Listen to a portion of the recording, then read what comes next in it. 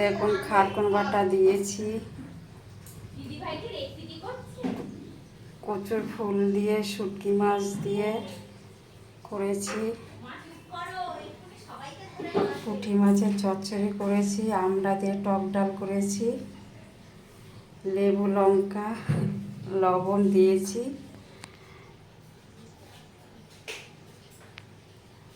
আজকে বাটা দুটো করেছি আর কচুর ফুলের করেছে, দুর্দান্ত খাবার।